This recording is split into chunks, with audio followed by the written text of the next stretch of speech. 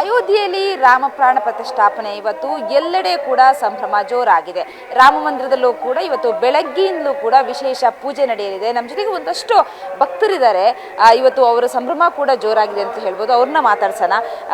Madam, ಇವತ್ತು ರಾಮ ಪ್ರಾಣ ಪ್ರತಿಷ್ಠಾಪನೆ ಆಗ್ತಾ ಇದೆ. ನೀವು ಯಾವ ರೀತಿ ಇವತ್ತು ಅದನ್ನು ಸೆಲೆಬ್ರೇಟ್ ಮಾಡ್ತಾ ಇದ್ದೀರಿ, ಸಂಭ್ರಮ ಪಡ್ತಾ ಇದ್ದೀರಿ? ಜೈ ಶ್ರೀರಾಮ್. ಮೊದಲಿಗೆ ಎಲ್ಲ ಕಡೆ ಹಬ್ಬದ ವಾತಾವರಣ ಇದೆ. ಮನಸ್ಸಲ್ಲಿ ಏನೋ ಒಂಥರ ಉಲ್ಲಾಸ, ತುಂಬ ಸಂತೋಷ ಆಗ್ತಿದೆ. ಅದ್ರ ಜೊತೆಗೆ ನಮ್ಮದು ವಾಕರ್ಸ್ ಕ್ಲಬ್, ಜಿಮ್ನಾಶಿಯಂ ಕ್ಲಬ್ನಿಂದ ನಾವು ಟೆಂಪಲ್ ವಿಸಿಟ್ಸ್ ಅಂತ ಇಲ್ಲಿ ರಾಮನ ದೇವಸ್ಥಾನ, ಆಮೇಲೆ ಚಿಕ್ಕಪೇಟೆಯಲ್ಲಿರೋ ರಾಮನ ದೇವಸ್ಥಾನಕ್ಕೆ ಹೋಗ್ತಾ ಇದ್ದೀವಿ. ಖುಷಿ ಆಗ್ತಾ ಇದೆ ಇವತ್ತಿಗೆ, ಈ ದಿನಕ್ಕೆ ನೀವು ಎಷ್ಟು ಟೈಮಿಂದ ನೀವು ಕಾಯ್ತಾ ಇದ್ದೀರಿ? ಮೇಡಮ್, ತುಂಬ ವರ್ಷದಿಂದ ಕಾದಿದ್ದೀವಿ. ನಾವು ಚಿಕ್ಕವ್ರು ಇರಬೇಕು, ಆದ್ರಿಂದಾನು ರಾಮಂದು ಅಯೋಧ್ಯದು ತುಂಬಾ ಗಲಾಟೆ, ಕ್ರೈಸಿಸ್ ನಡೀತಾ ಇತ್ತು. ಇಲ್ಲಿ ಈಗ ಹೋಗಿ ಒಂದು ಸಮಾಧಾನಕರವಾದ ಒಂದು ಸ್ಥಿತಿಯಲ್ಲಿ ಬಂದಿದೆ. ಮೋದಿ ಸರ್ಕಾರ ನಮಗೆ ಹೊಸದಾಗಿ ಅಯೋಧ್ಯದಲ್ಲಿ ರಾಮ ಮಂದಿರ ನಿರ್ಮಾಣ ಮಾಡಿದ್ದಾರೆ. ಅದಕ್ಕೋಸ್ಕರ ನಾವು ಯಾವಾಗಲೂ ಚಿರಋಣಿಯಾಗಿರ್ತೀವಿ. ಜೈ ಶ್ರೀರಾಮ್.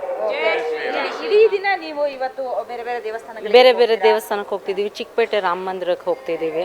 ಇದರಿಂದ ನಮಗೆ ತುಂಬ ಖುಷಿ ಕೊಡ್ತಾ ಇದೆ. ನಮಗೆ ಇವತ್ತು ಎಲ್ಲ ಕಡೆ ಹಬ್ಬ ಅಂದರೆ ರಾಮರ ಹಬ್ಬ ಅಂತ ಹೇಳ್ಬೋದು. ಇವಾಗ ರಾಮ ಜಯಂತಿ ಅಂತ ಇದಕ್ಕೆ ಹೆಸರು ಕೊಡ್ತಾರೋ ಏನು ಕೊಡ್ತಾರೋ ಗೊತ್ತಿಲ್ಲ. ಬಟ್ ಈ ದಿವಸಕ್ಕೋಸ್ಕರ ನಾವು ತುಂಬ ವರ್ಷ ವೇಟ್ ಮಾಡಿದ್ದೀವಿ.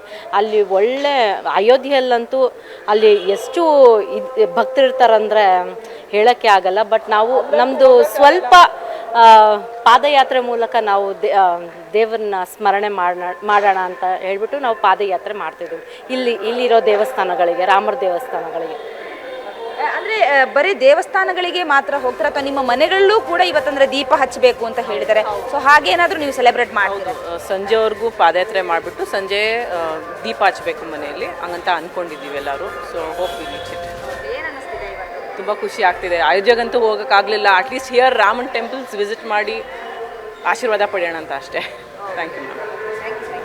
ಸಾಕಷ್ಟು ಜನ ಭಕ್ತರು ಇವತ್ತು ರಾಮನ ದೇವಸ್ಥಾನ ಜೊತೆಗೆ ವಿವಿಧ ದೇವಾಲಯಗಳು ಕೂಡ ಭೇಟಿ ನೀಡ್ತಾರೆ. ಅದರ ಜೊತೆಗೆ ಇವತ್ತು ಅಂದರೆ ಅವರು ಹೇಳ್ತಾ ಇರುವಂಥದ್ದು, ಅಯೋಧ್ಯೆಗೆ ನಮಗೆ ಹೋಗಕ್ಕೆ ಆಗ್ತಾ ಇಲ್ಲ ಅಂತಂದ್ರೂ ಕೂಡ ಪರವಾಗಿಲ್ಲ, ರಾಮನ ದೇವಸ್ಥಾನಗಳಿಗೆ ಭೇಟಿ ನೀಡಿ ಅಲ್ಲಿ ಇವತ್ತು ನಮ್ಮ ಕನಸು ತುಂಬ ವರ್ಷಗಳಿಂದ ಇತ್ತು, ಅದು ಇವತ್ತು ಈಡೇರ್ತಾ ಇದೆ. ಹಾಗಾಗಿ ಇವತ್ತು ತುಂಬ ಖುಷಿ ಪಡ್ತಾ ಇದ್ದೀವಿ ಅನ್ನುವಂತಹ ಮಾತನ್ನು ಹೇಳ್ತಾ ಇದ್ದಾರೆ. ಬೆಂಗಳೂರಿನಿಂದ ಕ್ಯಾಮರಾ ಪರ್ಸನ್ ಶಿವಕುಮಾರ್ ಜೊತೆಗೆ ಮಮತಾ ಮರ್ಧಾಲ, ಏಷ್ಯಾನೆಟ್ ಸುವರ್ಣ ನ್ಯೂಸ್.